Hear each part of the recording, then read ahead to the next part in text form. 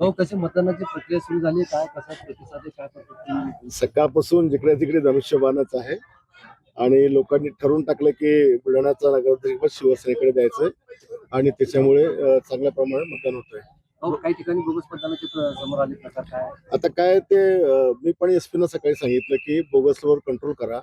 आम्ही एवढी मेहनत करतो, कष्ट करतो आणि चुकीचे लोक मतदान करतात आणि मग तिथे पराभवाला सामोरं जावं लागतं काम. आणि खरं तर मी निवडणूक आयोगासारखा नालायक डिपार्टमेंट कोणताच नाही. काल मी पाहिलं की खेड्यापाड्याचे किमान 1,500-2,000 नावं देऊळघाट पासून सगळी आणि मी दिली 4,000 नावं. 8 ते 10,000 15,000 नावं ही अशी बोगस आहेत. माणसाने जिकाव कसं आणि त्याच्यामुळे निवडणूक आयोगाला काहीतरी अक्कल देवाण दिली पाहिजे की हे नावं त्यांनी काढली पाहिजे.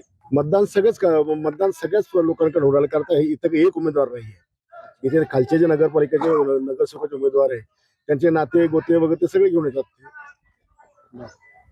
हो खरं तर गेल्या वेळेला नगरपालिकेच्या केवळ 54% मतदान झालं होतं आणि आता नवीन प्रभाग रचना झाल्यामुळे याचा काही परिणाम होईल टक्का घटू शकतो.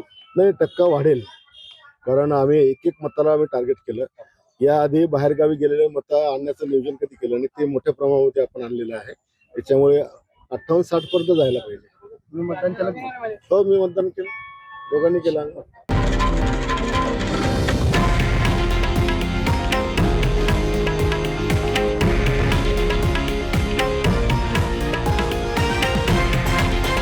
हे आहे देशातील नंबर 1 न्यूज नेटवर्क आणि आपण पाहत आहात TV9 मराठी, एकमेव.